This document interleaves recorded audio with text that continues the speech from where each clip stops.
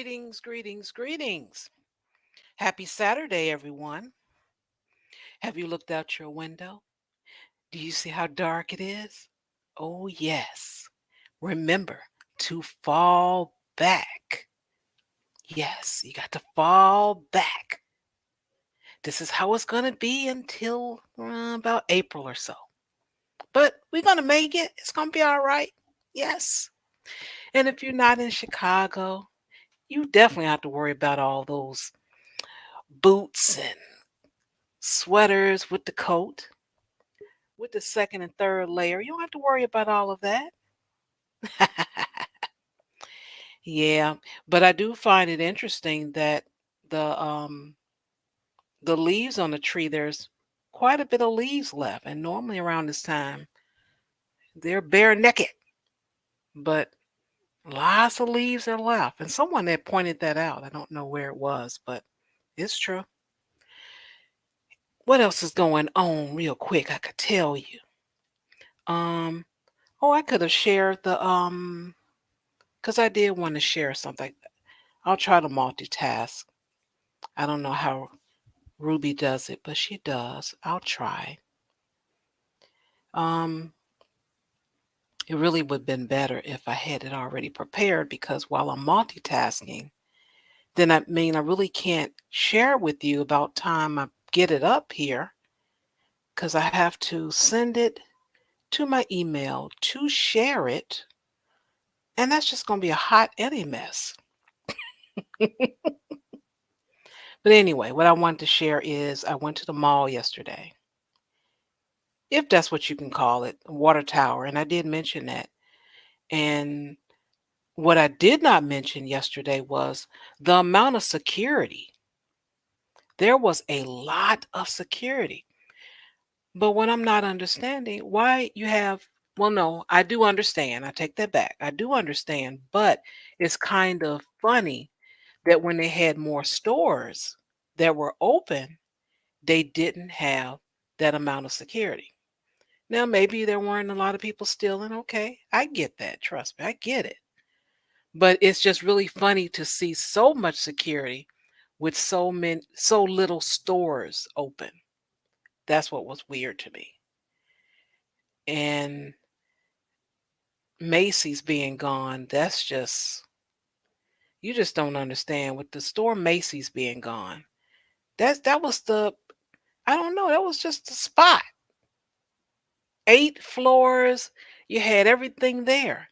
But now it's just a bit blur. It's nothing there now. It's really sad. You just don't understand how sad it is. Let me share my screen and show you.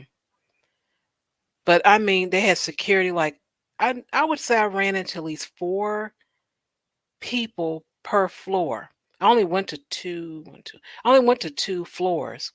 And one of the floors, I just stopped to take the picture. I wasn't even, interested in anything on that floor. I just stopped just to say, man, look how empty it is. I think I'll share this with the crowd. So let me share that with you as quickly as I can. Let's see. Yahoo, share, and then hit the share. Boop. I said boop now. I don't know how well you can see that. I think that was the 6th floor. And back there is where Macy's was. So just imagine 8 floors of Macy's. This was seventh. No, this was the 6th floor. And that store is gone.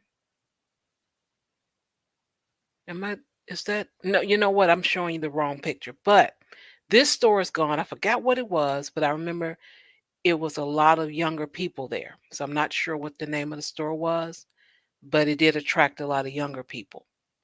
And whatever this store was, because I thought this was Macy, but this is a different picture. It's gone. And I mean, like this was like let me see, this was Friday, right? So this is Friday evening. And this is what it looked like 5 p.m. in the evening. I didn't tell people move out the way so I can take a picture. No, there's just nobody was around. And it was like this pretty much for all the floors. I mean, that I don't know what's going to happen to that place. It's just going to be just a couple of restaurants and people going there because of the hotel that's next door. I think that's all is going to be left. But anyway, it's really sad to see that, and you can't help but to see it because it's right there in front of you. And I'm like, wow. And there was nothing that the mayor could do to keep Macy's in that location. They like, I don't care how many tax breaks you're going to give us. It's not enough to keep leasing this property. It just wasn't. So the water tower is just a hot mess of, I don't know, emptiness. I only go there for Bath and Body Works at this point. I used to go there for Macy's, but it's gone. It's gone. Just a lot of security. That's it. All right, y'all. It is that time. You know who it is. You know how we do it. So raise your hands in the air and raise them like you just don't care. And introduce yourself to the classic, the wonderful, the lovely. Go down there, when I'm go down there, go down there, when I'm go down there, go down there, when I'm go down there. Stay down there, girl. Stay down there. I'm down there. Yes, I am down there. See, I can't get the bass, man. I wish I could do that. I wish that we could just spontaneously make our like whole voice box and chest just a boom. I love that. Like I'm telling you, y'all, it is amazing because like those are two men who are known for having this high pitched voice in general, right? Like Mm-hmm. Sharma, yeah, yeah, yeah, right? Like they're just Uh-huh. both so high pitched, right? The Shaggy thing, and then you're like, hey, he got Yeah. sexy, right? He got sexy overnight. Like, all right, check you out, bro. I thought your career was done, but now you came back sexy. All right, I got you. Okay. Right? Well, good midnight, Shar. How are you doing this lovely daytime ended 4 hours ago day? Because Okay. I'm trying to prepare myself because I know what time it is already. Even though my right. clock says one thing, I know I have to change it and adjust Mhm. myself. And I got to get ready for that. Oh, girl, fall back is my favorite time of year. I'm gonna be real. It's like literally my favorite time of year. That time where you gain an extra hour of sleep and like yeah, no, it's like almost like I almost get to catch up in life, right? Because like suddenly when I sleep in that extra hour, I'm on time, right? So it's good. I like it. But Uh-uh. well, don't worry, y'all. For those of y'all who are afraid of the dark, you are gonna love my theme of the night. That is right. I have a theme. Okay, this is how Mm. much not only is the planet, namely America, losing their minds. It seems like everyone is losing their minds in the same way. So I've got a theme Mm. of love, sex, no, And rock and roll? Molotov cocktails. That's what I got a theme for today. Oh I swear to my. God. Molotov cocktail. Sure. Oh. Who uses those in real life? Apparently, a lot of people. Like, I have so many articles, we're not going to get through them all today. And these are all recent. Recent Oh. Molotov cocktail sightings in America. So, Oh. Okay. Well, I'm gonna let you go ahead and kick it off. Go ahead, girl. Kick it off. Oh boy.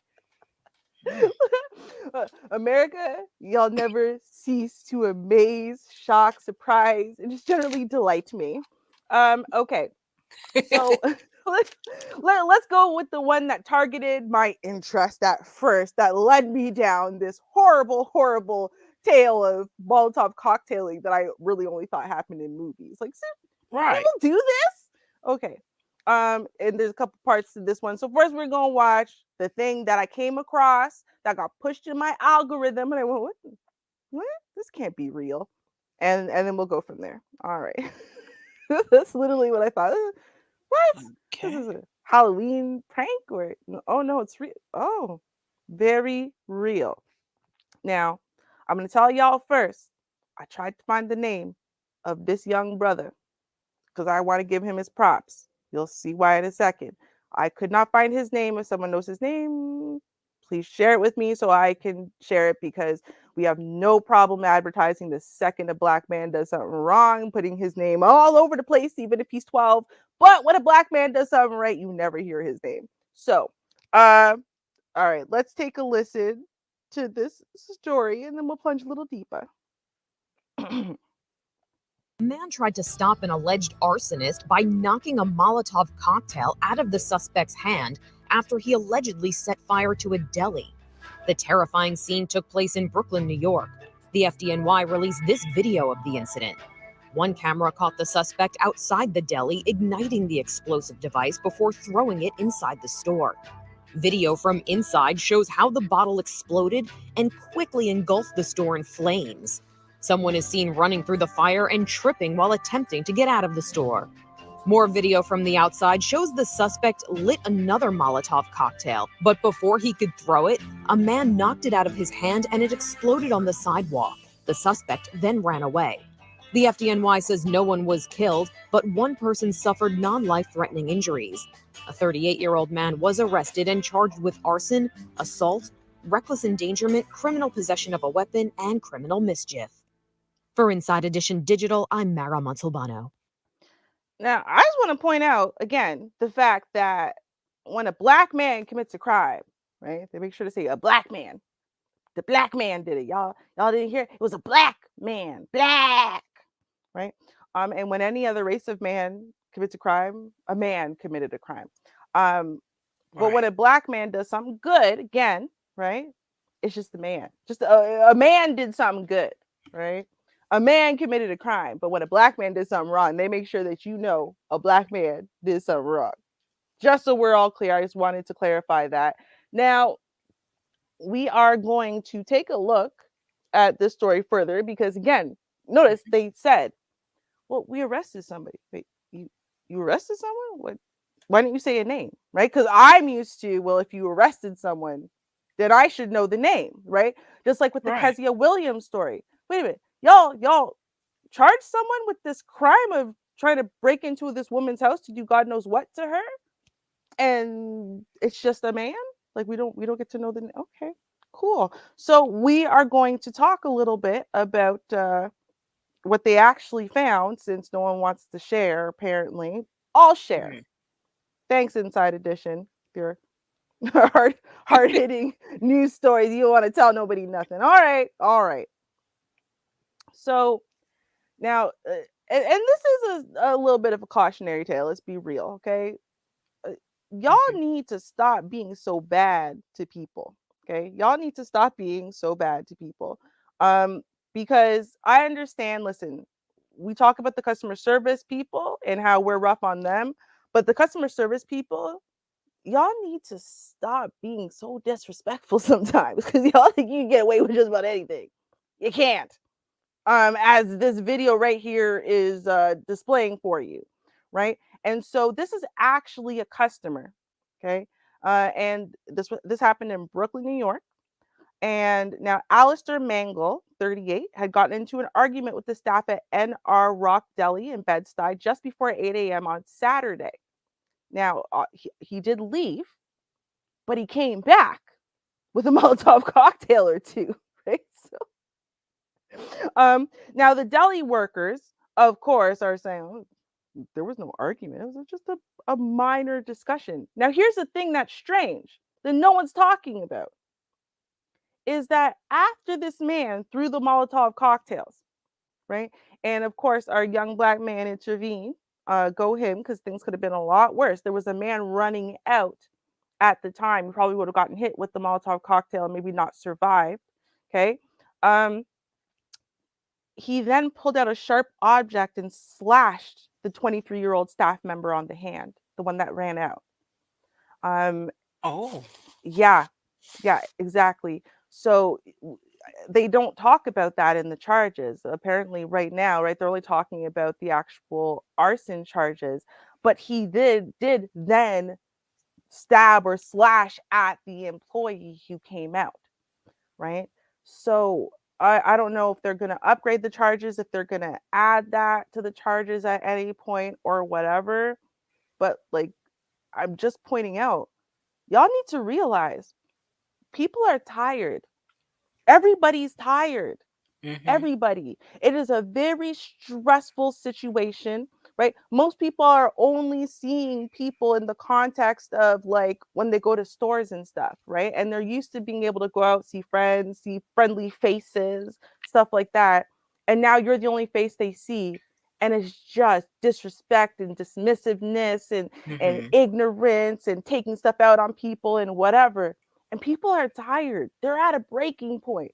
They're Imagine it's 8 o'clock in the morning. You go to the deli, you have an argument with the deli person, and your mind go, you know what I'm gonna do? Let me go home and make a couple Molotov cocktails real quick, and then go back and throw them in. What? Who's In the been morning. in the morning? Right in the morning, it's daylight. Right now. Man, they haven't even started yet. He cooking some stuff up for folk. Wow. They didn't even start yet. What I think is amazing is that the way that they're describing this, I don't think the man went anywhere. I think that arsonist threw those bombs in there, waited around, slashed at the employee, and then waited for the police because they just say the victim suffered a minor laceration and the alleged arsonist was taken into custody without further incident. Wait, what? So you just waited around for the police to show up? Like, yo, he was done. That's what I'm saying. Like, this is not shame and fear anymore. People are Mhm. done. Stop playing with people, y'all. It's a scary world out there, Dang. right? They Okay. ain't playing no more. Dang. I don't know what to say, but okay. I Okay, know. okay, I know. okay. Wow. Ooh, I well, know. mm. Mhm. Well, sir, if if you're out on bond or whatever, I got $15 for you if you fill this out. Um, I'm just saying that's the best I can do. You don't have to have any receipts or anything. Right? And you can claim $15 in McCormick class action settlement. I mean, I don't know. It doesn't say if he's on bond or being held or whatever. It says that he was charged with arson, assault, reckless endangerment, criminal possession of a weapon, and criminal mischief. Um, Hmm. so I mean, I don't know. This news story was posted today or yesterday. So maybe he hasn't actually seen a judge yet. Maybe that's why we Okay. don't know if he's, maybe this is what it, because I know some crimes you get automatically arrested, automatically put into prison right away. But some Mm-hmm. of them you don't. Some of them you get like a summons, show up to court, right? So maybe this Right. is one of those cases. And we'll find out. Yeah. So, while you're waiting, go ahead and fill out this claim form and get your $15. Hmm. And it's a nice little range. I mean, I'm pretty sure you've bought at least, 15 containers of this since 2013 up until now. I mean, I'm Right? pretty sure. Yes, you have. And fill out that form there I put and collect your money. It's because of that natural thing. You know how things are, everything is natural. Hmm. Natural, so since, you know, they're saying we use the word all natural or natural, Hmm.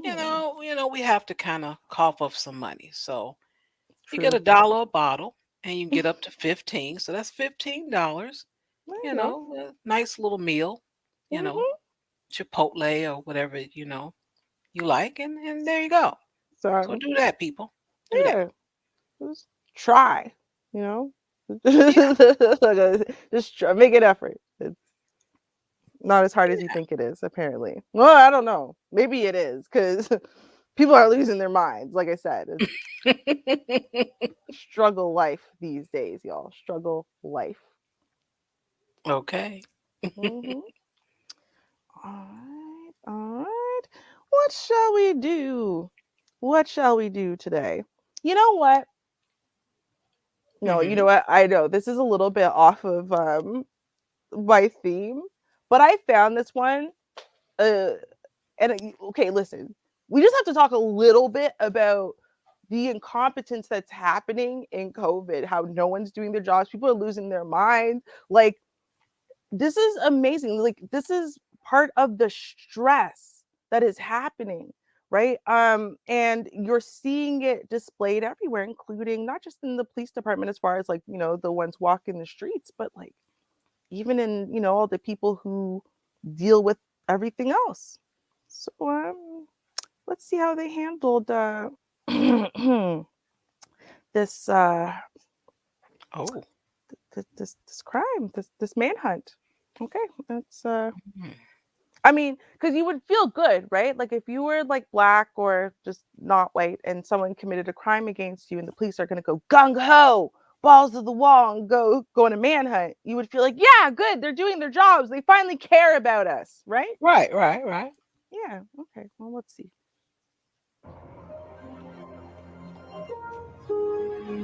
Whether it's in-state, out of country, we're going to pursue you till we locate you. Guess what? The murder suspect they were looking for was in the Wayne County morgue for 2 months. 2 months. Oh, 60 days. How does that happen? 2 months before the crime ever happened. 2 months before the crime ever happened, the man was in the morgue. Before. Oh. Before the crime happened. Premonition. Right? So they care so much about you. Right? Mm. They are going to chase down that suspect because your life matters. Wow. Yeah. So now they're just chasing ghosts. But let's see how this could have happened because, Okay. right? I mean, really? Okay. Happen? Well, in part because the medical examiner's office didn't check the fingerprints of the body. And the medical examiner's office stands by that decision despite an accused murderer being found there while police searched for that suspect. Let's bring in local 4 defender Karen Brew with the exclusive. Karen. Well, Devin and Kim, the office telling me that's not their responsibility. It is the job of the police. Meantime, other experts are weighing in, saying, hold on, it is the job of the medical examiner to ID bodies. And a big mistake was made. Let me show you what happened.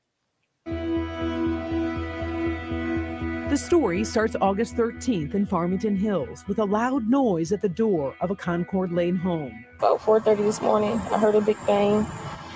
I yelled out his name. Well, I reached out for him. He wasn't there. So I yelled out his name.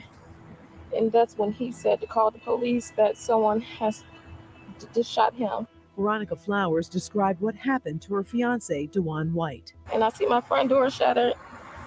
And I see him laying on the floor. As police started their investigation, they believe the killer shot his girlfriend in Detroit, then came to Farmington Hills to shoot and kill White.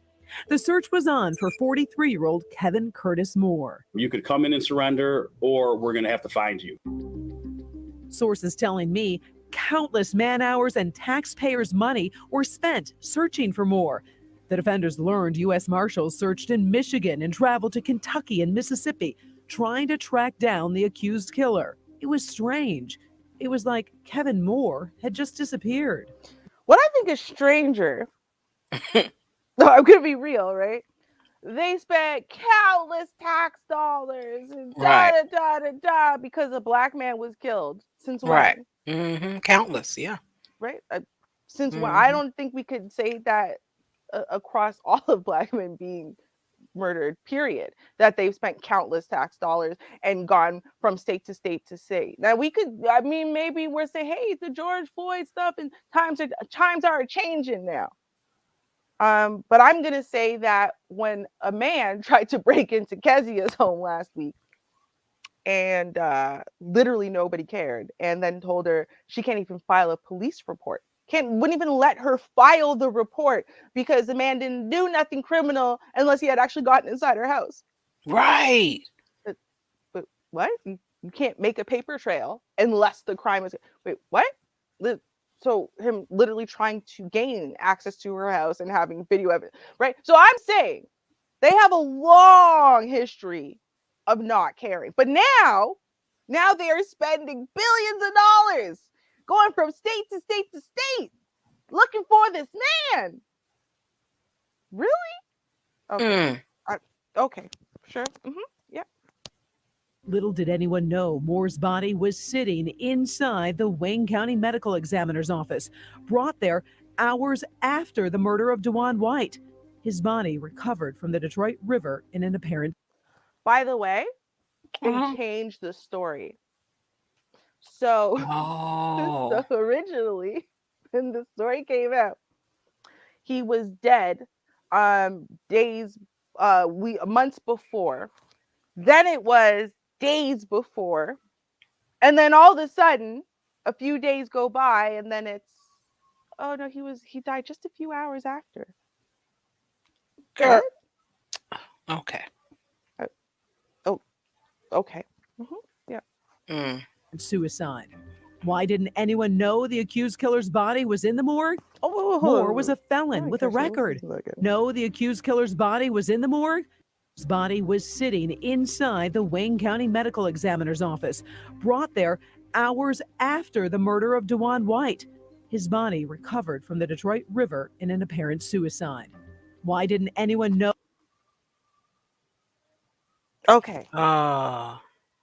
So this man broke into her house, murdered her fiance, then walked himself to a river and jumped in and killed himself. Uh-huh. Okay. Okay. Uh-huh. This is a story that they're selling there. Okay. Yeah. This seems very probable, right? Because like Right. when you want to take yourself out, first what you do is target one very specific home. Maybe he knows them, right? I'm not saying he doesn't. Maybe that's her ex-boyfriend or something. But the point is, you go in, you kill one person, leave, and then go throw yourself into a lake. You don't kill yourself at home, right? You don't kill yourself in a favorite spot. No. You just throw yourself into the river and kill your what? Okay. Black people. I'm just saying, like 90% of Black people I've ever met can't swim and are afraid of the water. So out of all the places they would kill themselves, it would not be by drowning themselves. That's all I'm saying. Right. That's all I'm saying. I don't know. Maybe he was one of the 10% that someone taught him how to swim. I don't know. I'm okay. Oh, the accused killer's body was in the morgue? Moore was a felon with a record. Fingerprints would have shown who he was. In a statement from Michigan Medicine, who gets paid $31 million to run the morgue, a spokesperson said, Wayne County morgue employees do not do fingerprinting, which is handled by law enforcement experts with access to the databases needed for fingerprint identification. Isn't it common sense if you can't ID the body, run the prints? Common sense is not such a common commodity, and that's the troubling thing. That's Dr. Dragovic, the chief medical examiner in Oakland County. It is the duty of the medical examiner to positively identify any victim that comes under the medical examiner's jurisdiction. The doctor says while it's not specified if you can't ID the body, prints should be run. It is implied the due diligence. If this body was missed, are there others? Who else could be in the Wayne County morgue? Everyone could be in the Wayne County morgue. Because what do you mean by ID then? Like, right. I don't understand. Like, to me, if it's your job to ID a body, you would take the dental impressions, you would take the fingerprints, you would take swabs and DNA, right? You would take all of the things that we have that we know identify people, identify, remains and whatever, and you would take those records of that. And then you would run that information so you could ID the body you're working on. But that's not their responsibility. Yeah, everyone. If you live in or around Wayne County and you have someone missing, they're probably in the morgue because, like, they don't know. They don't ID people. Like, that's not what they do it. Yeah.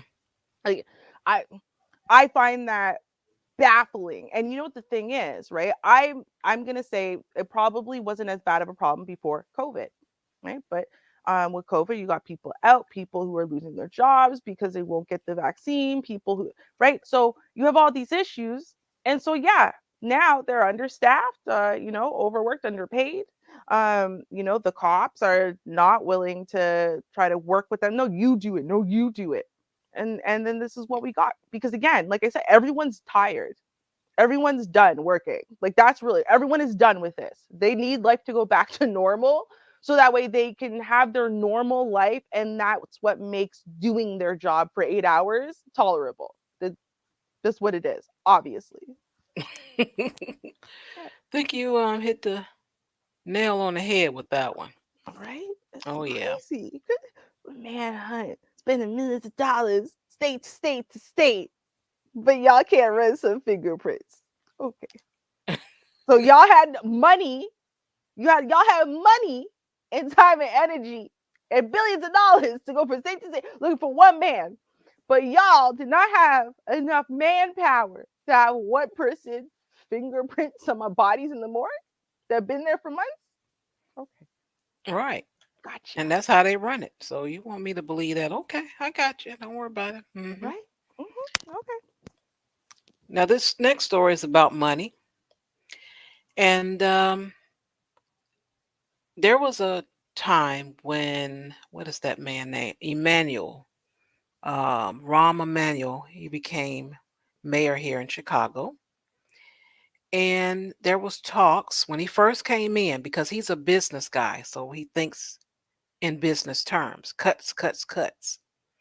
So he thought about it, and I have to agree with him on this one. I have to agree. We have aldermen in different wards, and in my opinion,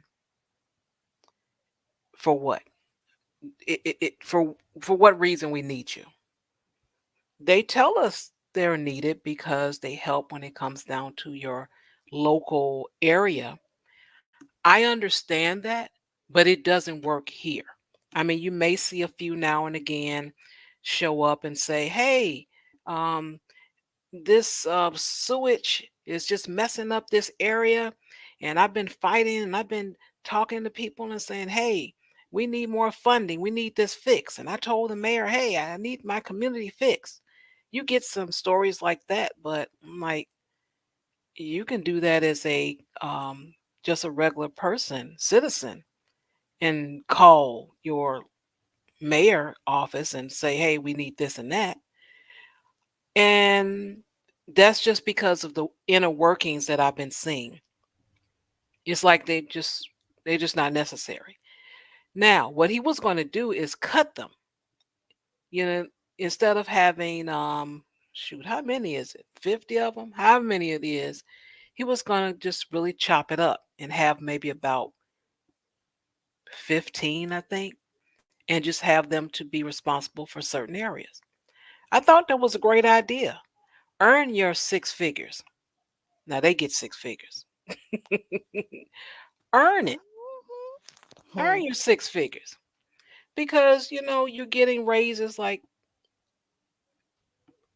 people don't. So I'm like, earn your money. So it was time in September for them to get a raise. And, it was so much going on. Everyone was in home because of the pandemic and stuff. And they really wasn't doing a lot of work yeah. So they thought it was a good idea not to even accept a raise. But of course, we know they were going to accept a raise. And let me find out of the 50, let me see. I'll read the story first. Okay, where's my oh, here it is. All right. While many Chicagoans continue struggling to make ends meet amid the fallout from COVID-19 pandemic, the city's aldermen are currently facing their own struggle, whether to accept the nearly 5.5% pay raise for the next year that will kick the highest paid among them to a salary topping $130,000. Each alderman has until September 15 to decline the raise, or else it takes effect automatically January 1st. And by the dollar amount, it'll be $6,743,000. Well, I see thousand. $6,743 raise for the highest paid alderman. And this will be passed because it's supposed to be for automatic inflation increase, which was a rule that was made back in 2006. So out of the 50, how many do you think turned it down? They had opportunity. What do None. What do you think? Literally zero. I literally think zero. Okay. Literally. Yeah. Okay. You can go a little higher if you want. I mean, that's if you want. You don't have to. No, I really don't. I honestly think it's 0. Like that's no. Okay. Let me pull it up for you. If you even say 1, I'm gonna probably die of shock. We have to end the show right here. If it's gonna miss the Karens, I'm gonna have a heart attack and die of shock. Cause really, okay. All right.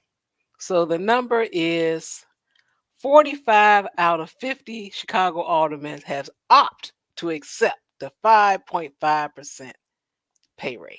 5 turned it down. 5 turned it down. Girl, they might as well have said 100% at that point. I don't believe that number at all. Nope. Y'all are lying. The other ones just took it, but like secretly, right? Like took it in stocks and bonds or something. Y'all stop. No, I don't believe you. Yeah, it's 5 of them said no. The other 45 say, yeah, get my money. Shoot, I want to remain 6 figures. Yeah. Sorry. Listen, it's a cold, harsh world out there. All right. Who doesn't want or need or like money?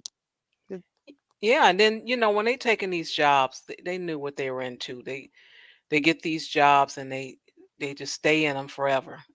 Right. So that's what it was all about. It was going to be what it was going to be. So it was really no surprise.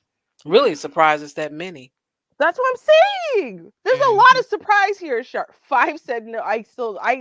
I'm so surprised. I literally am calling cap. Right? I bet you they got 30 days, right? They got 30 days to change their mind. Right? So they're just going to quietly submit their bid to change their mind, right? After the news has already passed. They've gotten over it now. Because, yeah, we're not stupid. So I refuse to validate you. That's what it is. Yes, I'm absolutely refusing to validate your goodness because I don't believe it exists. Okay. So now we are going to talk about home Molotov cocktailing. Oh boy. Yeah. Sounds dangerous. Yeah, before we talk about next time, we might talk about some Molotov cocktail in the law. But okay. So the one that I'm going to do now is going to be this one. And the reason I want to talk about this one because I know the details of the case. The other one that I have that's a home invasion, I don't actually have the details of the case. As far as like why it happened even. The woman of the other one is saying she doesn't know why it happened either. Okay. So now this man, okay, this was last year. This man was in jail on $1 million bond following throwing a Molotov cocktail through a window. Yeah. Now what ended up happening, okay, I don't know how, man, black folk in names. Let me show y'all. Because like when you do this, like it's like Kenan? I don't, because you have the capital K and then a little E, then a capital N again. I don't know. But however you pronounce that name, Kenan Michael Damian, because you have to have a hyphenated middle name because everyone uses their middle name so often that conveniently it should be 2 names hyphenated. Kenan Michael Damian Borst, 24, Charlevoix. I don't know how y'all say this in America. I'm going to say it the French way. Charlevoix has been charged with 2 counts of assault with intent to murder and sending an explosive with intent to damage or destroy property. According to investigators, Borst threw the explosive device into a bedroom window where 2 residents were present on August 8th. When police arrived on the scene, they found a broken rum bottle with a partially burned towel in the neck and a strong smell of gasoline in the home.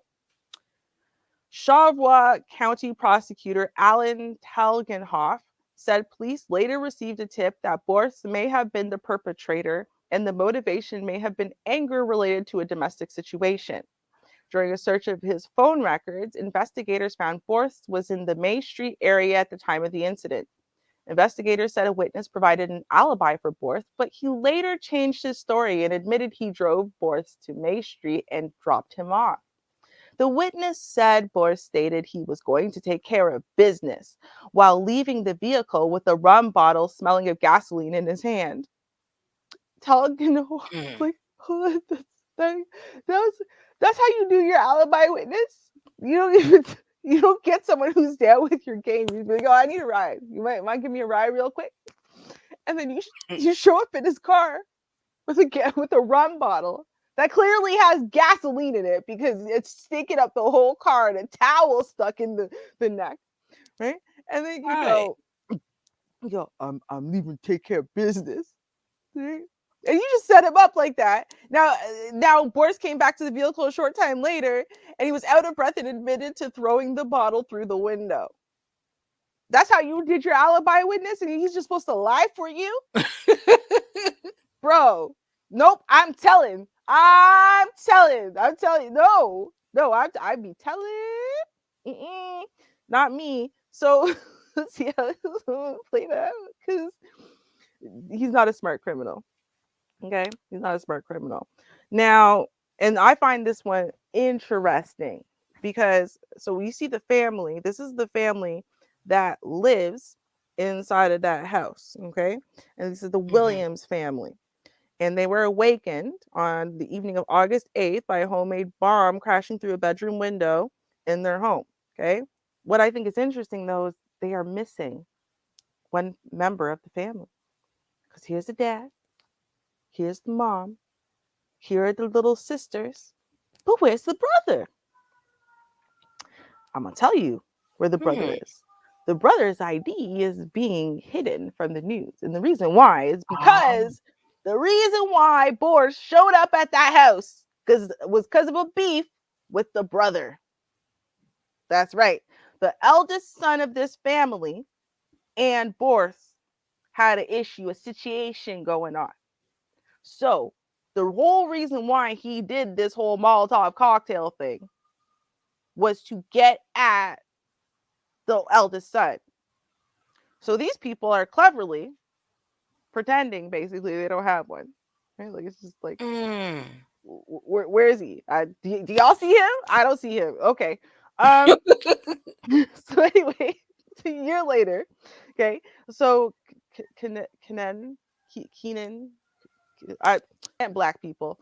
Mr. Borst, 25, pleaded guilty Monday to sending or delivering an explosive device causing property damage with the intent to frighten, terrorize, intimidate, threaten, harass, injure, or kill. He faces up to 20 years in prison. Sentences somewhere between 10 years and 20 years. So minimum of 10 years, maximum 20. Borst also pleaded guilty to lying to a police officer in the investigation of a violent crime, which is a 4-year felony. Consecutive? I don't know. I guess why not? Charlevoix police responded, right? Now I thought this was super interesting.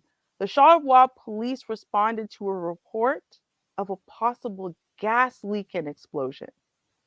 A possible gas leak? Or, I mean, there was never really any question of what happened, right? So the victims, as soon as the police showed up, said, well, an explosive device was thrown into their home. And then the police discovered it was a Molotov cocktail. Who the hell reported this as a gas leak? Right. That's what I want to know. Right. I don't know. And then you have a witness who says, oh no, that the reason why this all happened is because of the eldest son and the beef with Borst. Right. Why didn't the eldest son say, yeah, I know this dude. I got us into some trouble. You know, I owe him a lot of money for heroin or whatever the problem was, right? Like, I don't know what the problem was. I'm just saying. Why didn't he say something so that way the police could come scoop this guy up? Because obviously he's going to injure your family over this beef. So at that point, the whole snitches get stitches thing and whatever, you'll take your stitches. The whole point is you need to divert this from it being their problem and it should be your problem. And yet somehow his face ain't here, his name ain't here, it's nowhere. He's being protected even though this is his beef. I don't know. Now, Borth said, I think this is interesting. I think it's total bullshit too. Obviously the court agrees. Borth said that he did pour the gas into the bottle. Okay? He did light the towel on fire after putting the towel in the neck of the bottle. Then he said, well, no, then he put the fire out before he threw it. I mean, he didn't really want to injure anybody. He put the fire out. He has no idea how it exploded because he put the fire out. Okay. So you made a Molotov cocktail, bruh. Right? You put the towel in the neck of the bottle. You called your boy. You said, yo, drive me somewhere real quick. Yeah? You got there. You stood up. You lit the towel on fire. You held the bottle in your hand. He said, nah, that's going too far. So then you, took the towel out and stomped it out so that way it wasn't burning, and then said, yeah, but I still got to send a message, and then threw the bottle, and then the house accidentally lit on fire somehow from a candle that was inside. That's what happened? Come on. Come on. You don't believe me? I said it so passionately. Come on. Listen, y'all think people are very stupid, obviously. Right. Because I don't understand how you were trying to sell that lie. But guess what? They didn't care. Honestly, they didn't care. Because you have these cute little girls who are gonna sit there and talk about how they were terrorized and terrified. They don't know how to stay sleeping at night anymore. Now I'm gonna say something. See, remember we said, why do Black families do that thing where we just forgive everybody? But this is a biracial family. Mm-hmm. Yeah. So what do you think won? The Black way or the white way? It was both ways. No, it is real. So they said, right, that they do know and forgive Borths, but they also asked for the maximum sentence to be imposed. Exactly. Thank you. See? Okay. Put it both in there. Right, you did it both ways, right? Like, listen, I love that. It's like, okay, so you got the Black father, the white mother. Okay, so you got the Black side is gonna go, we forgive you. We know you're a good person inside. And the white side says, yeah, but you should get the maximum because you terrorized my family and almost killed us. Right? Right. Common sense 101, right? You would think we can pull it together, Black people, and get to that place. So let's try that, right? Fine. We want to Bible turn cheeks and whatever crap. That's cool. Do that. But then also ask for the maximum sentence. So stop trying to let everyone off with a slap on the wrist. Unless it's your own people. Because we have no problem calling for them to fry another Black person. I'm just saying. Okay, each and every time. Every time. We're good with that. But when it's like another race that did us wrong, we forgive you. We think mandatory counseling and maybe some probation would be good. He killed your 3 children. Yeah, but he's really sorry. Yeah. Right? Like, what the hell's wrong with us? He's a nice guy. He just had some problems. Yeah. Okay. Every time. Every time. It's amazing. We are so consistent. And we're always consistent in the worst kind of things. Like, no. Thank you.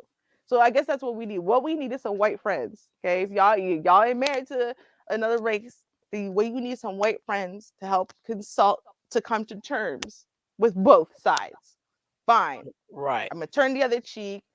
I'll write you in prison and stuff, but I also think you should be there for the rest of your life or get capital punishment or whatever it is. You know what I mean? Like, right. Work on that. All right. See a learning lesson in there too. I'm trying to help y'all out. Yeah. Now this is something that shouldn't be forgiven if you ask me. Right. murder in connection to a botched plastic surgery lift that ended in a young woman's death. Police say the pair performed several procedures illegally at their Encino home with no medical training. Investigators believe there are more victims out there. KTLA's Jennifer McGraw in Encino tonight. Jen. Mike and Cher, detectives say these two women have been able to stay off the grid thanks to social media. And they're also saying that social media is bringing them women who have unrealistic expectations and goals to look like something that they can't. Ultimately, they say that they're disfiguring women and even killing them. It was at a private home here in Encino where a botched Brazilian butt lift led to the death of an aspiring social media star. Detectives say Carissa Rajpa was undergoing her third procedure when she died from acute respiratory failure from dangerous silicone injections at the hands of frauds. They pass themselves off as people that have this skill and expertise to do surgeries on the human body, and that is not the case. Deputy Chief Alan Hamilton of the LAPD says this mother-daughter duo injected Carissa, who then had complications. They called 911 and left her to die. I don't know. If I seen these two and you all were going to do the work on me, I don't know. I just wouldn't be comfortable with picking these two. I'm sorry. Because, this is an example of their work. It is. Yeah. You know what though? There's a famous like kind of, I don't know what you call these things, like a brain teaser or whatever. And so you go into a town, right? It's a small town. It's billions of miles away from everyone else. And there are two barbers. And one barber's hair looks immaculate, gorgeous, flawless. The other barber's hair looks like someone just hacked at it with a chainsaw and a machete, right? Which barber are you going to go to? The one with the beautiful hair, the one with the hacked up hair? Yeah, automatically the one with the beautiful hair. Right. Even though the one with the beautiful hair didn't cut his own hair. Right. Someone else did it. Right. There's only two barbers. Right? Right. So they're doing each other's hair. So you should go to the one with the messed up hair because he's the one who was able to give the other barber the immaculate hair. But we don't do that. So I think what happens is that's what we do. We go, well, she's probably not working on herself anyway, and it's hard to do these things on yourself anyway, even if she is, and you're justifying along the way because ultimately you're desperate. Yeah, you can't afford it the right way. Mm-hmm. And I mean, like, it's to the point Brazilian butt lifts are so dangerous and there's such a high fatality rate in comparison to every other kind of surgery that normal, like good surgeons are refusing to do it now even. So forget not being able to afford them. There's a lot of great surgeons that are just not going to do it because it has such a high mortality rate. Yeah, I can just imagine. You got to take things out and put things in, and then there's the drainage. There's a lot going on with that. Well, And yeah. it's not worth it. And I don't blame me. Like, I'm not losing my license because something can go wrong, infection, and Well, especially because, and the number one killer for the Brazilian butt lift, it's because, so what they're doing is they're suctioning out fat from one place on you and then injecting it into somewhere else, right? Mhm. Now, the problem with this, when you're talking about your butt has a lot of little veins and big arteries and stuff like that. And it would be incredibly easy to accidentally inject some of that fat into one of the veins. And all it takes is a little bit, and that's going to send a fat embolus to your heart, and that stops your heart. It causes like an automatic heart attack, or it'll go to your brain and cause a stroke, and you stroke out. And these types of that's one of the risks of pretty much any surgery is a fat embolus, and it's like you're dead in seconds. There's nothing to do about it. So it's such a risky surgery for that reason, because it's not even something you can catch. Like, it's going to happen and then you're dead, and there's nothing you can do about it. And so for these are people who've been training all their lives to do this surgery stuff, and they don't want to do it. So you're going to let some random idiot do it? And that's what they look like. I don't know. Shoot, you're going to have to look better than that. That's all I say. You gotta look better than that. You gotta look better. I'm just She ain't saying. playing. I'm She ain't just playing saying. with y'all. Okay? No. No. You don't come up here looking a whole mess trying to tell me you can make me look beautiful. Like what? Like you? No. That's why she has a daughter. She has a daughter. She put in the daughter. She was born ugly, but she made her beautiful and young looking, even though she's just 12. That's why she looks 12. That's fine though. Go ahead with y'all jacked up lips. All right, y'all. For our second and final home arson of the night. Oh yeah, bro. I want y'all to realize that none of these stories are more than 2 weeks old. Not one of them. Not one.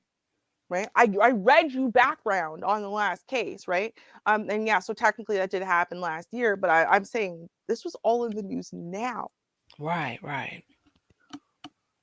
Who uses Molotov cocktails? I don't know. Maybe it's the just cheap way to go. They can't get, guns or something. I don't know. What's going on? Girl, listen. Apparently, you can walk into Walmart and buy a gun. Like, you can buy guns everywhere in America. Not like I'm saying everyone should buy a gun and start shooting people for petty disagreements, but like, Molotov. Nobody. It's not a. I mean, I know it's a real thing, but like, is it? Is it really? Like, I don't know. I didn't know they were so frequently used. It's such a frequent, solution to problems. But okay. So let's hear how this one went down. Okay. News you count on. NBC2 News at 5. Oh, hurry up. Cape Coral police say they've tracked down the man who threw that Molotov cocktail into a home on Southeast 42nd Street. Thanks for counting on NBC2. I'm Kelly Burns. And I'm Peter Bush. The victims tell NBC2 they have been living in fear for the last year, not knowing who attacked them. It's scary. I mean, when you have kids in here to protect them, and this was something obviously I couldn't protect them from. Any parent can relate to that. Luis Ceballos Cortez is in jail tonight, accused of the crime from last December. NBC2's Jessica Babb is live in that neighborhood after speaking to those victims. Even a year later, you can still see these burn marks on the front of the home where the Molotov cocktail was thrown and the fire started. The victim I spoke with didn't want to go on camera for safety reasons, but tells me it's a daily reminder of what happened. Shattering glass and sprinting. Hurry up. Then this plea to get away. Why would somebody do this to us? Last year, on December 18th, this fireball, a Molotov cocktail, hit the home off Southeast. I want y'all to listen to how stupid people also are these days. You're about to hear it. I just really want you to absorb. This part of this story is just how stupid people are. Okay. 42nd Street. I mean, he put 5 people's life in danger that night. A family was sleeping inside. It's scary. I mean, when you have kids in here to protect them, and this was something obviously I couldn't protect them from. Sleeping at night is very difficult because you just have that vision, not knowing if they're going to come back. The victim's vision playing out in this video that appears to be taken from someone involved. This video was sent to her. Oh, pretty brazen. Deputies arrested one of the people. Did you catch that? I told you to listen for it. That video was sent to her. You did what? Yeah, look what we did. So That's we what have, he said. right? We have Buddy's voice because y'all thought it was a good idea to take the image of the person who threw the bottle plus the voice of the person filming and send it to the victim. Yeah. Yeah. You thought that was smart. Look what we did. Nah. She knows, like she lives there. You know what I mean? It's not like they were sending it to their friends or posting on Facebook. No, he sent it to the victim. But you idiot. Yes, of course you got caught. The fact that you've been out of prison all this time is shocking. But let's hear a little bit about incompetence now and excuses. Okay. Accused of being involved, Luis Ceballos Cortez. Now he's facing charges of arson. You want to play around? You want to do games? You want to play with fire? then, you know, you can sit in jail and rot. Police say the makeshift Molotov cocktail was made out of a beer bottle, some paper towels, and gasoline, all items that were picked up at this 7-Eleven off Cape Coral Parkway. The suspects then coming to this home just a mile away, throwing it inside. One of our patrol officers actually noticed him and a few other people and thought they were suspicious at a 7-Eleven nearby. The victim says she didn't know Cavelos Cortez and still doesn't know why her home was hit. So you noticed these people, you thought they were suspicious. And then however else they were acting, they also literally bought all the ingredients for a Molotov cocktail. That's what they bought. Like they didn't try to mask it, right? They went in and just bought the ingredients for a Molotov cocktail. And y'all just, I'm gonna observe them. Really? I can't imagine Black folk being able to walk up into a store and buy all the ingredients for like kidnapping, rape, murder, Molotov cocktail, and they're just like, yeah, that's a little suspicious. You let him rock, right? Like what? Right. No. Okay. I can't with this story. This is amazing. Why us? We have cameras now and we're prepared. As of now, it's not clear if any other arrests will be made. Jessica, you mentioned the patrol officer spotting Cortez at the 7-Eleven. Is that ultimately how they connected him to the Molotov cocktail? Well, that was definitely one piece of the puzzle, and there were a lot of pieces of that puzzle that investigators had to put together in this case. From surveillance video, from spotting them at the 7-Eleven, and even pinging their phones. All of that took a lot of time, and also getting the warrants takes time, which that's why the arrest is coming now a year later. In Cape Coral, Jessica Babb. And Really? A year later? Come on. That Shar. Get out of here. You had to ping the phones. And do what? The 7-Eleven, what they put you in a lengthy legal battle for their surveillance video? Like, stop. Y'all, come on. Yeah, I can't Come with on. them. No, that's just no. Just Ridiculous. I mean, Totally it's ridiculous. so difficult for them. Okay, mainstream media. Right? Y'all keep caping for them, please. That's the way to go. All right. Well, for my little last piece, I'm just wondering how this would go. I have no idea, but I can guess. China draft law to punish parents for children's bad behavior. I'm just kind of wondering how that would go. Would you get a knock at the door? Doom, doom, doom, doom, doom. Who is it? Police. Open up. Got your punishment. What? Yeah. Little child Lee was really bad at school. So bend over, mama. Got to give it to you. 10 lashings. What? Why I got to get a... Bam. That's what I'm guessing how it's going to happen. I don't know. But seriously, I was just wondering, how they going to do it? That'd be interesting.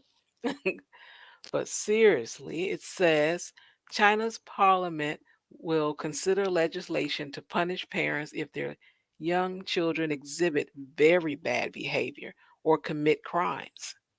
In the draft of the Family Education Promotion Law, guardians will be reprimanded and ordered to go through family education guidance programs if prosecutors find very bad or criminal behavior in children under their care. Now, I'm really wondering too, how would that go? Because some people, some children, I don't know, sometimes you just have that one. You just have that one. You can give them everything they need. They can see all the examples and everything, but just something in them saying, nope, I want to go against, and I just want to do something different, and I just want to rebel. I can't help myself. It's fun. I like it. And the poor parents are going to be reprimanded for that because they got to go through this darn counseling, and it's going to be some money involved.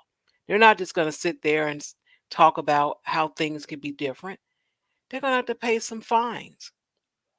Somebody got to get paid for that department. Mm-hmm. Oh So yeah. that's going to cost them some money. And how often? I'm really wondering how they're going to set this up. How often is this going to happen? If they do something in the first quarter, you talk to the parents. The second time they do something within a year, they pay an extra fine and you Mm-hmm. talk to the parents. The second year, what do you do? Because children are, constantly growing and learning things and getting into stuff. So this is going to be a very interesting thing. I'm really wondering how it's going to work out. I'm going to look into it. But I'm thinking in the end, they're going to knock on the door and start spanking parents.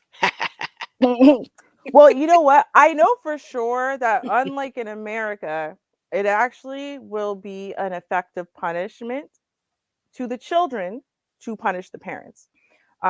Because they live in this collectivist culture, right? They very much Oh, yeah. care, right? They care what happens to others more than they care what happens to themselves. And they care so deeply about not just their parents being proud of them, but definitely bringing shame upon them, bringing hardship or strife upon them. That's a big deal. And it's not only a big deal to them as an individual, it's a big deal to their peer group. Right. So I actually think, unlike in America, I don't think this will work at all. But in their culture, it might actually work because not only would the kid feel inherently horrible and then do everything they can to try to help repair that shame, to help pay back the fine, whatever it is, right? But the peer group would be calling you out and saying, you went too far. I can't believe you did this to your parents. And so you're not going to have the same kind of reinforcement of that bad behavior. It was like, screw you, mom, screw you, dad, that you got in Yeah, you're not going America. to have that, right? Yeah. So actually, I think it might be an effective thing in China. America, don't try this at home. Trust me, it doesn't work at all. I know because they sent letters to my parent about my sister and her not going to school because she doesn't care. And that she was literally, my parent was going to be charged like thousands of dollars and stuff like that if she missed more school. Do you think it made my sister actually go to school or stay in No. school? No, because she didn't care, right? She was Mm. literally on the screw you, screw you, dad train, Mhm. right? With her all her little idiot jackass friends who were like high-fiving her for it. So I Yeah. mean, like but yeah, it'll be interesting to see. Yeah, Wonder. Mhm. I'm gonna check it out and see what happens. I would like to see that. All right. On our last story of the night, we're gonna talk about throwing your life away TV. That's what I'm gonna call it. Whenever we cover stories like this, I'm gonna call it throwing your life away to be down TV. Oh, okay. I like that term. Right? It's good. It's good. Now, I'm gonna explain why. First, we're gonna look at a picture of these people. Can y'all think what kind of life do you think these two people live? Huh. Let's see. These are their arrest photos. Just to be clear. Yeah, I don't know. I'm really trying to figure him out. Okay, I'll give you They're a not in hint. America, are they? They're not They in are in the US. America. They are They are in the 100% US? in America, and they both have the same life that they threw away. Okay. I kind of give up on that. Well, guess it's a career. Pick the career, any career you could think of. They both have the same career, and they both threw it away to be down. Okay. Let's see. A nice career. Probably a nice pension too. I'm gonna say they were in I don't know, they worked in the courts and all they had to do is handle the records. Real simple. Help You know what? judges. You were close, but you downgraded them. They are lawyers, Shar. They are lawyers. Right? You have to think about all the education that these two fools went through for them to have then gone and wiped all of that polish off, right? So they could look like scruffy no count people who maybe filed some papers for the court. You know what I mean? But they wanted to be down. So, Wow. right? See, And this that's does, what, let me interrupt you for one quick second. See, mhm. that's what happens when you missed out on the regular stuff in your childhood. You didn't get a chance to Right? go out and be with your friends and all that. They made you just stay in school and do all of this and babysit your siblings, and you never got a chance to live. That's what Mhm. happened to a lot of people. But continue. Thank you. Right? Now, I'm just going to say one thing. I don't know if there's a connection, but I'm going to say that on the left, we have Collingford, is what this is, Collingford Mattis. Now, I've heard of Judge Mattis. I don't know if y'all have. I've heard of Judge Mattis. I Yes. don't know if there is the connection there, but I'm just saying. But also, if you name your kid Collingford, like, yeah, he's always going to spend his whole life fighting to be down with black people. Yeah. Right? And then you have Aruj Rahman or Rahman on the right side. Okay. Now these two idiots threw away their lives over a couple Molotov cocktails and a anti-police protest. Okay. So let's write it down. Collingford Mattis is 34, Aruj Rahman is 32. And they each pleaded guilty Wednesday in a Brooklyn courtroom to a count of knowingly making and possessing a destructive device, one of several charges brought by prosecutors. Each attorney could face up to 10 years in prison, U.S. District Judge Brian Cogan said, adding the two would face virtually certain disbarment. Of course they will. So those tens of thousands or hundreds of thousands of dollars that your parents or yourselves or a combined both pumped into your educations, well, you'll be paying that off forever while working at McDonald's. So good job. Okay, both have been free on bond. So this is what Collingford said. He said, I deeply regret my conduct and wish I'd made better choices on that night. He noted he is being treated for substance abuse and completed inpatient treatment for alcohol abuse in May. Yeah, I bet you did. I bet you also don't have a substance abuse problem, right? Mhm. But this is what happens when you get high paid lawyers and you are a high paid lawyer, right? You know all the tricks to help. Right. Yeah. Mhm. And y'all, in case you think I'm kidding, well, what Rahman said is, I deeply regret my actions. Wait a minute. He said, I deeply regret my conduct. She said, I deeply regret my actions. Y'all don't think, listen, there's a formula. There's a formula. And she also added she's being treated for anxiety and depression by psychiatrists and psychologists. There's a formula. Y'all think I'm playing. There's a formula. So they are They both, know. right? They are both set to be sentenced on February 8th. Okay, so let's talk about this. So Mattis and Rahman were indicted in June 2020 on 7 federal counts, including use of explosives, arson, using an explosive to commit a felony, arson conspiracy, use of a destructive device, civil disorder, and possessing and making a destructive device. The defendants had taken part in protests in Brooklyn in late May over the death of George Floyd, federal prosecutors said. The black man's killing in Minneapolis police custody on May 25th, 2020 sparked demonstrations nationwide over police use of force. They work in the system. They could have worked within the system to try to change things, but they needed to be down, right? So they're going to go into the streets and pretend that they have no other way whatsoever to try to help us, maybe in a legal way, through changing policy, through fighting to change laws, something tangible that will help us. No, you're going to go in the streets and prove that you're down. So now at the Brooklyn protest, Rahman approached an empty NYPD vehicle with an already broken window and tossed in a makeshift explosive device, according to court filings. She also attempted to distribute Molotov cocktails to several other individuals and to incite them to use the Molotov cocktails in the course of the protest. Oh, boy. Yep. Rahman fled the scene in a van driven by Mattis. That's right, black man. That's right. When you date your high value woman, non-black, high value woman, she's also a lawyer, right? And of course, she's not black. So this is great. And then she decides she wants to blow up all of downtown, right? You're going to be your getaway driver because of love. And guess what? Now you're going down for the same crime. Oops. All right.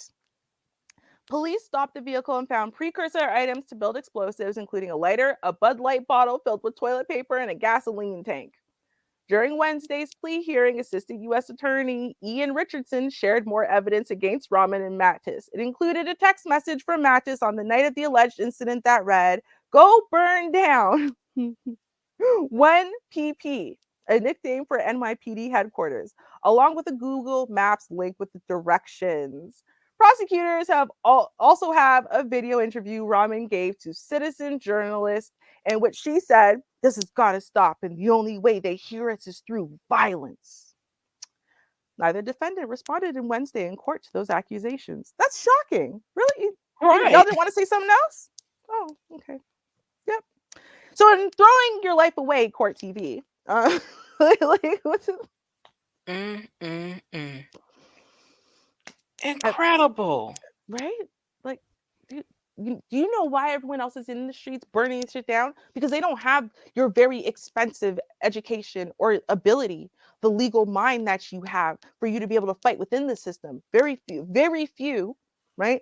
Do. Right? Only 20% of the entire world even has a post-secondary education, period, let alone law school.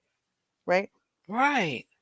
Y'all could have been fighting hard on the front lines of the legal battle, right? Let everyone else burn down Queen Street or wherever the hell. Let everyone else do that because you have the ability to fight in a way the rest of us don't. Right. But you got to be down. I'm sure you told lots of people, I'm a part of the power, the Black Panthers and whatever stupid shit. Well, there you go. So you down, all right. Right now, while you live in the gutter, literally, forever working at McDonald's to pay off your $500,000 of student loan debt. Just remember, because it's going to keep accumulating that interest over the 10 years you can't pay it. Yeah. Just remember, you had your one glory moment and you proved you were down. You were more down than everyone else. Congratulations. Yeah. Yep. That's it. Yep. And so yes, there ends our Molotov cocktail series Wonderful. for the night.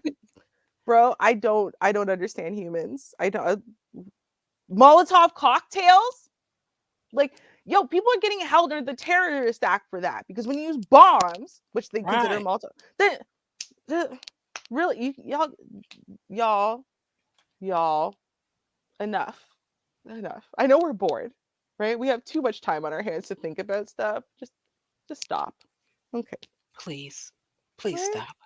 Just stop. For Ruby, just stop.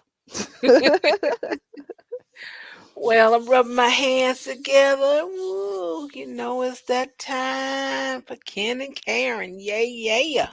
What you say, Karen? What? 6 feet away, coronavirus. You are Karen. You better back up. I ain't got nothing to say. Nothing. Okay.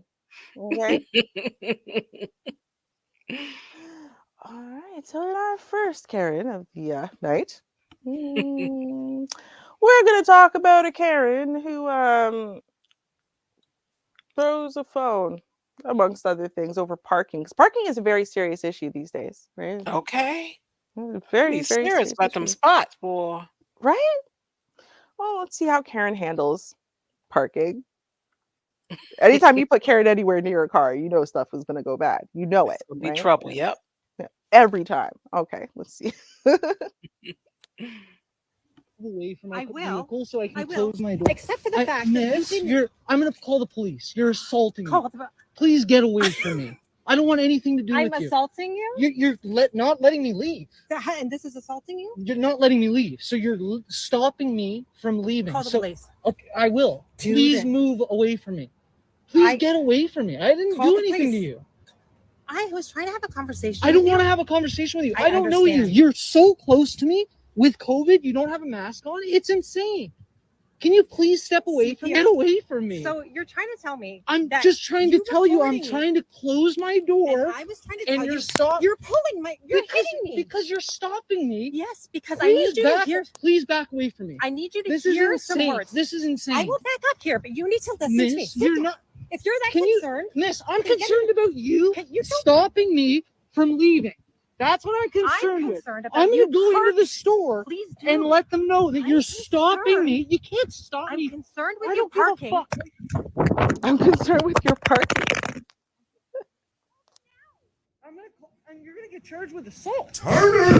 I'm calling you away from my I will. vehicle so I Y'all- can close my.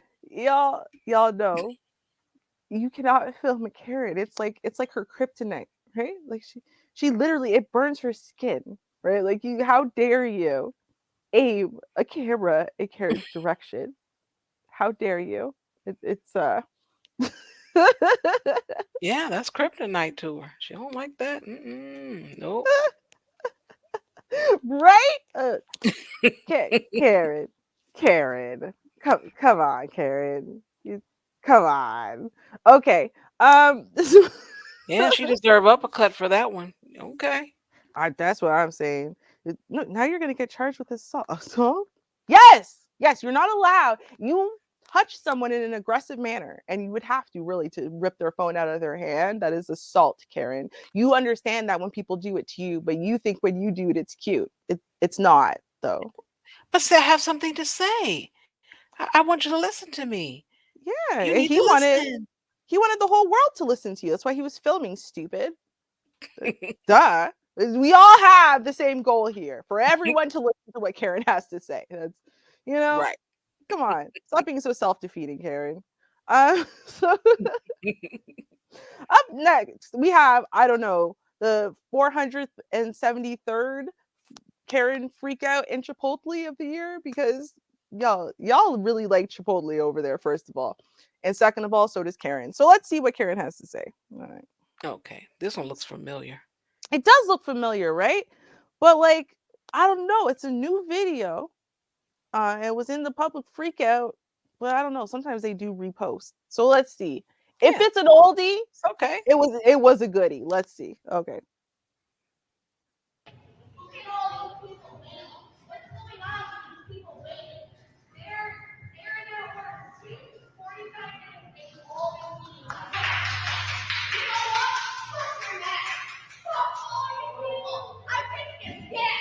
Thank you. Fuck all the masks. Fuck them. Take it off, baby. Take your mask off. Fuck it. Yeah, watch me. I don't care. You know what? This is modern day segregation. Oh. All of you people. You know what? I love you. I remember this. I'm not. Oh, go away. Fuck you. Yep.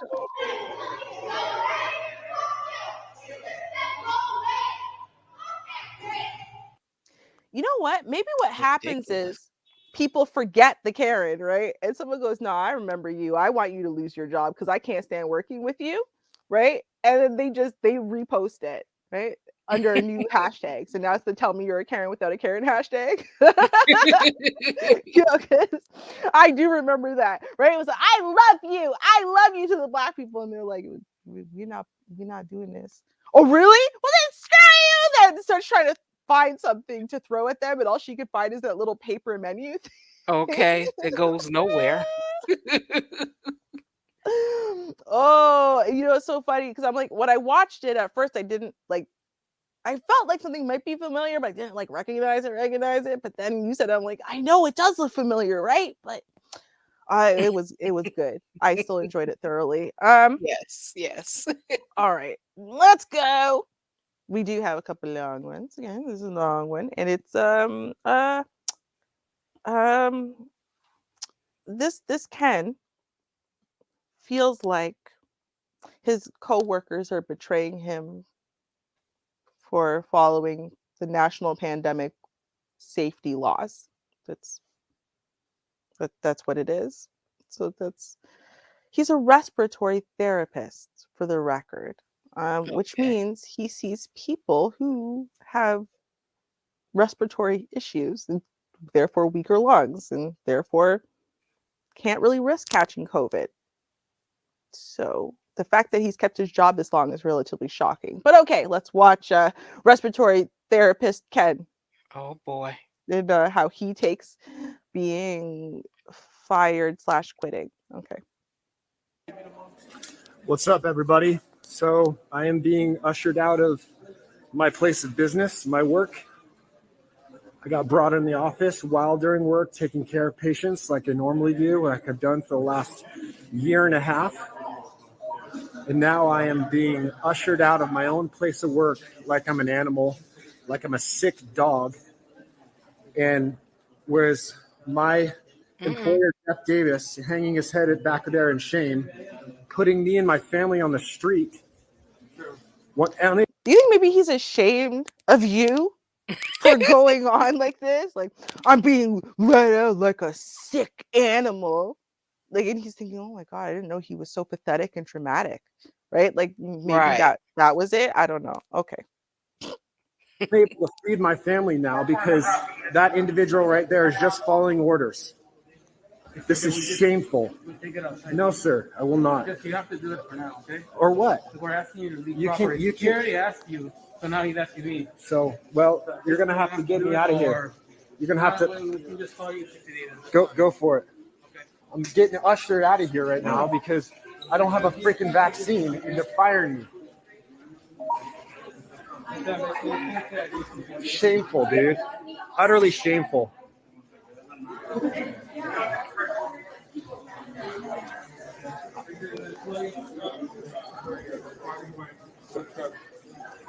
This is how it's gonna go down, huh? Shameful, Jeff. Yo, I'm gonna have to pull up some chaos rhetoric on this one, right? Okay. And so you have freedom of choice, okay? Mm-hmm.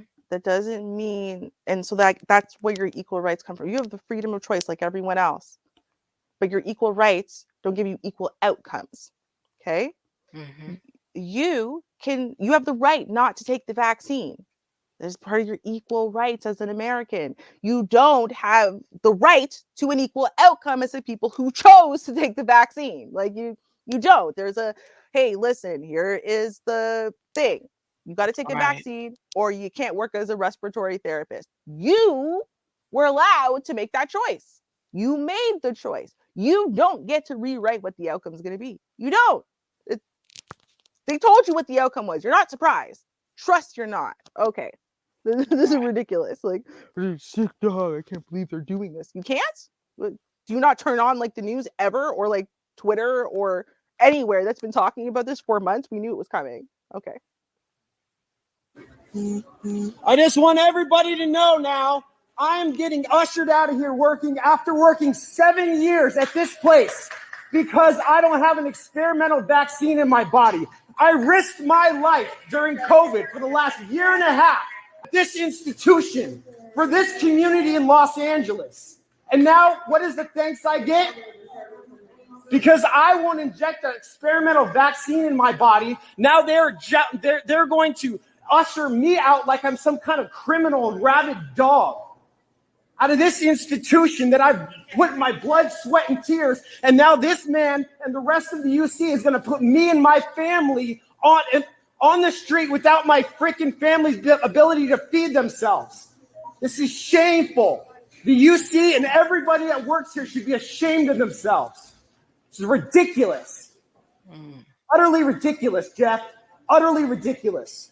You're a medical professional and you know You're also a child. I know people who don't believe no, seriously. I know people who don't believe in the vaccine, okay? Who got vaccinated because otherwise they couldn't be there at the birth of their child, men. They don't believe in the vaccine. They did not want the vaccine, but they were not going to miss the birth of their child just because they were not vaccinated. So they took that risk upon themselves because they didn't want that child to go a second without them being part of their child's life, right? Men make sacrifices. You knew that if you didn't take that vaccine, eventually you're going to lose your job. You knew that. You knew it was coming. We all knew it was coming. Yeah. You made the choice that your freedom to not take the vaccine, right, was more important than feeding your family. They didn't spring this on you. This is not new information. You knew it was coming. It came, and now you're trying to blame everyone else for your family going hungry. Now, again, to be clear, I am not a vaccine advocate, right? And so I understand it. I've had family members put in the same position where they have to choose, like, do they want to lose their jobs or take the vaccine? That's where they're at.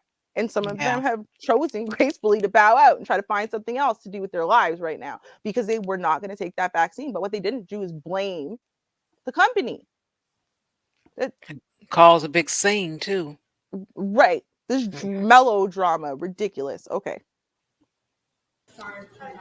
There is no science. You can give COVID and get COVID with the vaccine. There's absolutely zero reason to mandate this. That's a fact. I mean, I'm just saying, I say this to y'all all the time. They wouldn't be spending billions of dollars on these pills to develop these pills, right, to solve the pandemic if the vaccine worked. It doesn't. It prevents you from dying. It doesn't prevent you from catching the vaccine or from giving it to all of your very sick respiratory patients. It doesn't. It really doesn't. So it's not that he's not making a valid point. I actually agree with that point. Mm-hmm. But rules is rules, bruh. That's what it is. Okay. I got vaccinated. What else do you have? So, good for you. I support medical freedom, ma'am. Okay, good. Apparently, it only goes one way. Okay. My rights are violated, but since you got the jab, you're fine. I risked my life for a whole year and a half without a freaking vaccine. Risked my life for this institution and the people of this community, and this is what I get. Now my stinking family has to go without food on their table because the people of this UC want to eject me out and usher me out like I'm some kind of freaking rabid dog. This is ridiculous. You should be ashamed of yourselves. You all should be ashamed of yourselves. Should be ashamed of yourselves. And now I'm done. Peace out. Peace out. So just so you all know, I'm being ushered out by security for standing up for medical freedom. Being put in this worked this UC for the last 7 years, and this is the thanks I get. We heard it like multiple times. Unbelievable. Unbelievable. Losing my job, and now my freaking family has to go on the street because of this. Shameful. Shameful. Utterly shameful.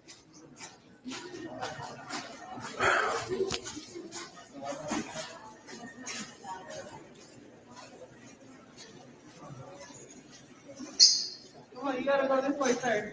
You gotta go out. You gotta go out. Utterly shameful. Freaking ridiculous. Because I don't get freaking experimental vaccine jabbed in me, they're gonna freaking fire me. Come on, you gotta go out. Then you report it in the hospital. Ridiculous. Yeah, it's called a public place. No. Get out. No. Do you want to get arrested? Yeah, sure. Put that out. Sure. No. No. Excuse me. What are you doing? Put that out. No. Why are you assaulting me? You need to leave. Why are you assaulting me? I didn't assault you. I did not assault you. Why are you assaulting me, sir? Why are you pushing me? Don't touch me. Don't touch me. The subject is recorded. He's refusing to. Amendment right, sir, to record. Excuse me. Give me my badge. Give me my personal property back. Excuse me. What the heck? This is what happens when you stand up for medical freedom. Why did you assault me, sir? I was peaceful this entire time. You're inside the Why hospital. did you assault me? You're causing a disturbance. Why did you assault me? You're affecting patient care. You do not have the right to assault me, sir. You do not have the right to assault me, sir. I didn't assault you first. Therefore, you had no right to assault me. If I assault you, which I have the right to do, by the way, I could assault you and then you can assault me back. But until then, you have no right to assault me. No, I understand as a white man, as a white straight man, you have never had this kind of opposition in your life. I mean, God, the medical, you probably didn't pay for your education, nothing. I understand. You've never had opposition in your life. But this isn't the way it works. When security tells you you have to leave, you actually have to leave. Like, you don't get to just do it on your own time or when you wanna. Like, I know, like, if it was a black person, you would agree with this, but when it's you, you can do what you want when you want. We understand. Okay. Right. You got it. See, you understand now. I understand. White privilege card. See, that's the Shar, he forgot to whip out his white privilege card from his wallet. Just prove Oh, that he has yeah. it. See, that's what happened. Y'all messing up. You got to show the ID. Show it. Okay. Let's finish this up. Okay. I'm not blocking Yes, patient you are. care. Everybody can get You are fined just being fine. disruptive to You the have- patients that have a there will be right a to a lawsuit, sir. peaceful. That's You fine. have absolutely You no have- right to assault me. I've never Okay. I've You never need to leave once right now. touched. No, sir. All right. You need to leave. I'm in a public place. This is not public. This is a public property. It's a public easement, sir. Okay. I'm on public property. Right now, this is a public easement, and I'm on public property. Look, I'm on a public easement. This is public property. If you touch me, you will. Surely there will be a lawsuit. Actually, there already will be a lawsuit. Okay. You assaulted me over there. You're blocking patient care. I am not You're blocking You anything. should be a medical professional. I am not and blocking leave the anything, facility. sir. Once No. you leave the facility, you can No, sir. demonstrate out here as much as Listen, you want. I am outside on You're a free blocking property. patients I coming will and not going. leave.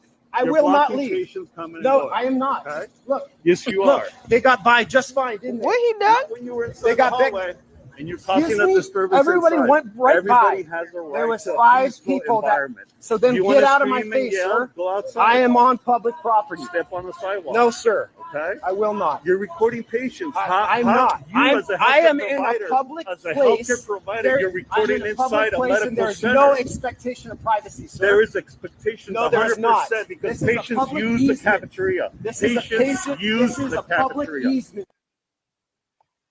Gee. Yeah. So that didn't end well. So we're all clear because you can't tell him nothing. Yeah. The fact is, he is upset about losing his job, Mm-hmm. and that's all that is. He just prolonging, just Yeah. leaving. That's Yeah. all it was. To start to go ahead and absorb all that's happening and start making plans and talk to your family, and that's it. That's what's going on with the man. Yeah, That's all. he's stomping his feet, he's throwing a tantrum, right? He's Mhm. used to getting his own way. He's a spoiled child. He's been spoiled all of his life until this moment. He has never had any hardship. Right. And so he can't deal with this, right? Mhm. If you've ever lost jobs before, right? Just even some that you really cared about, you already threw these tantrums if you needed to, right? By Uh-huh. now, you bow out like an adult and a professional because you understand, especially now you're in your career, that this is going to affect you. This is you Yeah. think not only is this going on the internet because you put it on the internet, you jackass. So in case the office scuttlebutt wasn't going to be enough, you put it on the internet. Now what's going to happen is every damn medical employer is going to see that this is how you respond to adversity, and they want no part of you.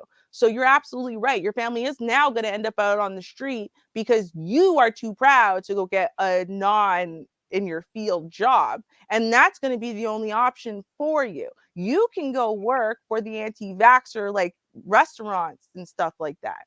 A small note though.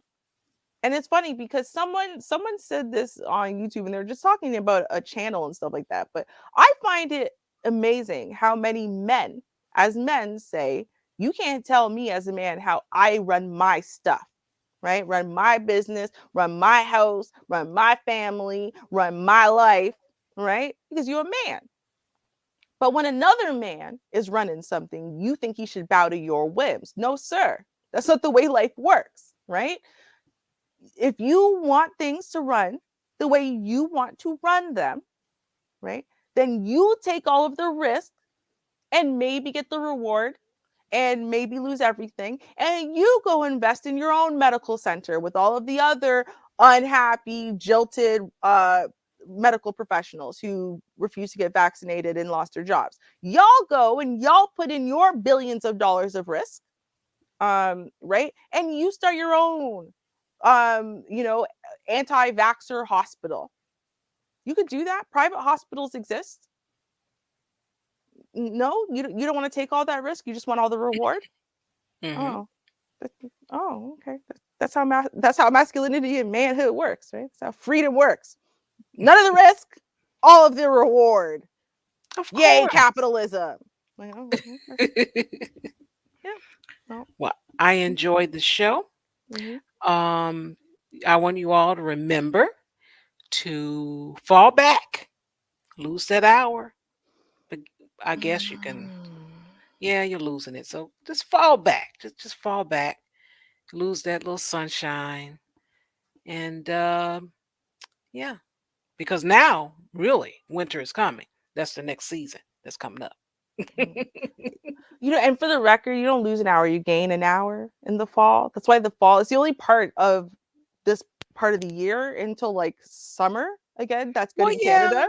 Right? you gain lose an that hour of sleep. sunshine. I mean, so you do gain an hour, but you lose the sunshine, and that's just I don't know. That's just Girl, we in the northern hemisphere, you're losing the sunshine anyway. By the time winter comes, there's only yeah, like that's 4 hours of daylight. Like it's all okay. right. At When least you you get to got sleep up, in. brush your teeth, and put your clothes on, now it's getting dark. Right? Right? That's all I'm saying. You're Listen, right. You're you're right. gonna lose it anyway. At least you get an extra hour of sleep. All It's right. it's a So good enjoy trade-off. your extra hours of sleep and be sad about the sunshine gone. And you Mhm. guys be safe out there. I'll play the commercial for Friday for our panel. Go check the replay. We had Hurricane Anderson on there. Ooh. And check us out. He might come through. And we got a couple of new subs from his channel. So check us out on Friday nights, Oh. 9:30 p.m. Central Standard Time. Don't be late, because I Mhm. don't. And Mm-mm. until then, peace, y'all. And cheers, y'all. Hi, this is Char Willie from the Just Ask Char Advice channel on YouTube. Join me every Friday night at 9:30 p.m. Central Standard Time for an open panel discussion.